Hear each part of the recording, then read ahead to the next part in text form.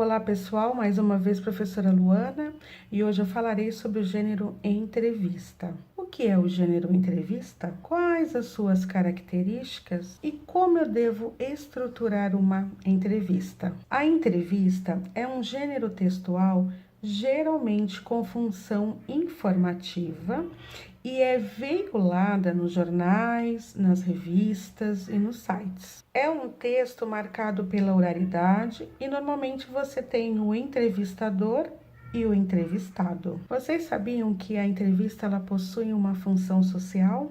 3 funções que a entrevista tem. A primeira, a difusão de conhecimento. A segunda, formação de opinião. E a terceira é o posicionamento crítico da sociedade. Então, quando há entrevista, as palavras elas são transcritas de maneira fidedigna.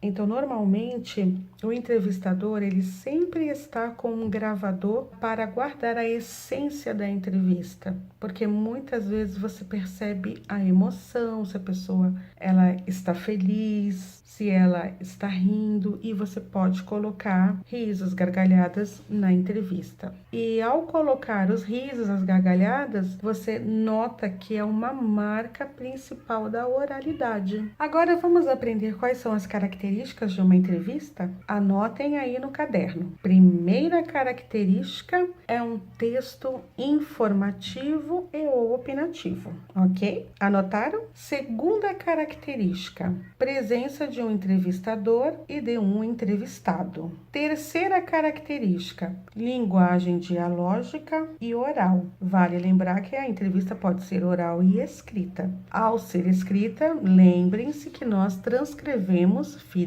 fidedignamente. Quarta característica da entrevista, marca do discurso direto e da subjetividade. E a última característica que compõe a entrevista, a mescla da linguagem formal e informal.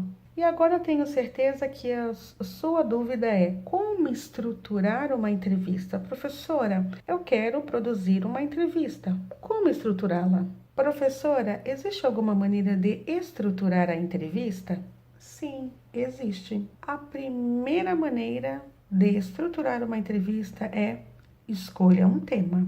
A entrevista pode ser um texto em que você vai utilizar para dar consistência a outro trabalho, ou mesmo para conhecer melhor o trabalho de outra pessoa. Uma outra estruturação para fazer a entrevista é a elaboração do roteiro. Então, você não pode chegar diante do entrevistado sem as perguntas. Elabore o roteiro de perguntas. Pesquise sobre o entrevistado. Colha informações para que, através dessa sua pesquisa, você faça boas perguntas para que você escreva uma boa entrevista.